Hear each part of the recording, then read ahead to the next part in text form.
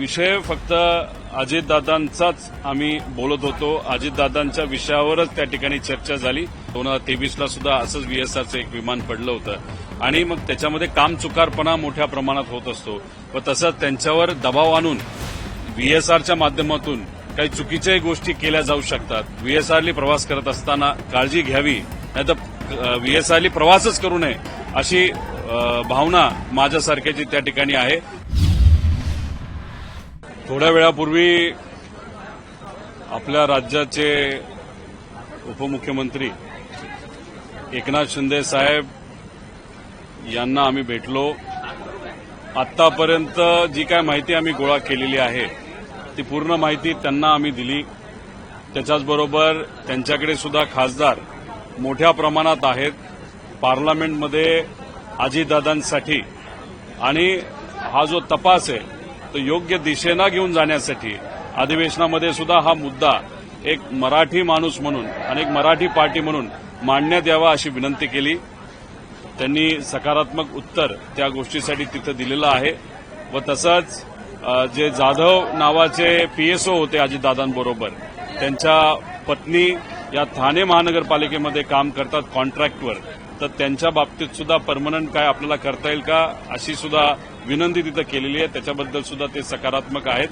आणि मग नंतर सुनेत्रा काकी जे आपल्या राज्याच्या उपमुख्यमंत्री आहेत त्यांना सुद्धा भेटलो. त्यांनाही विनंती केली काय आतापर्यंत करतोय, काय माहिती गोळा केली आहे. त्याच्याचबरोबर पार्लमेंटमध्ये असणारे जे विविध पक्ष आहेत, खासदार आहेत, त्यांच्याशी सुद्धा जाऊन मी भेटणार आहे असं त्यांना तिथं सांगितलं. काही दिवसांपूर्वी सीएम साहेबांना भेटलो होतो, उद्धव ठाकरे साहेबांना तिथं मी भेटलो होतो, राज ठाकरे साहेबांना सुद्धा तिथं भेटलो आणि काँग्रेसच्या प्रमुख नेते आणि या देशाचे विरोधी पक्ष नेता राहुल गांधीजी यांनाही पुढच्या काही दिवसांमध्ये दिल्लीत जाऊन भेटणार आहे. अरविंद केजरीवाल साहेबांना उद्या दुपारी 1 वाजता हा विषय काय, का महत्वाचा आहे याच्यासाठी सुद्धा आम्ही सर्वजण जाऊन तिथे भेटणार आहोत. त्यामुळे आमच्या लेव्हलला ज्या ज्या काही गोष्टी आहेत, आमच्याकडनं जो कुठला प्रयत्न त्या ठिकाणी केला गेला पाहिजे तो आम्ही सर्वजण करतोय. आणि दिल्लीत या सर्व नेत्यांना भेटत असताना सुप्रियाताईंची खूप मोलाची साथ व इतर सर्व खासदारांची मोलाची साथ आम्हा सगळ्यांना तिथे मिळते. त्यामुळे एकत्रित हा लढा पुढे जाऊन दादांना न्याय कसा मिळेल यासाठी आम्ही सर्वजण प्रयत्नशील आहोत. हाऊसला जात असताना तुम्ही म्हटलं की जेव्हा एकनाथ शिंदे मुख्यमंत्री होते तेव्हा हेच विमान ते वापरत होते कुठली परवानगी, त्यांना त्याबद्दलची माहिती होती का किंवा तुम्ही बोललात नाही, विषय फक्त अजितदादांचाच आम्ही बोलत होतो. अजितदादांच्या विषयावरच त्या ठिकाणी चर्चा झाली. बाकी कुठलीही इतर चर्चा तिथं त्या ठिकाणी झालेली नाही. फक्त जसं इतर नेत्यांना आम्ही विनंती केली होती तसंच एकनाथ शिंदे साहेब सुद्धा मोठे नेते आहेत, त्यांनी सुद्धा प्रवास करत असताना विमान ते हेलिकॉप्टरच्या बाबतीत काळजी घ्यावी अशी विनंती त्यांना केली. इतरही म्हणजे मुख्यमंत्री साहेबांना पण तशीच विनंती केली होती.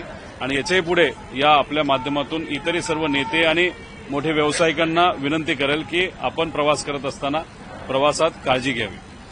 दादा, एकीकडे जसं तुम्ही म्हणता की सगळ्या तुम्ही नेत्यांना अध्यक्षांना भेटत आहात, सगळ्यांना ही पण विनंती करत आहात ना की व्हीएसआर शक्यतो टाळावं? 100%, कारण का एकनाथ शिंदे साहेबांबरोबर जी घटना त्या ठिकाणी घडली ही तर आपल्या सगळ्यांना तिथं माहितीच. मी त्याचे काही पुरावे त्या ठिकाणी दिलेले आहेत.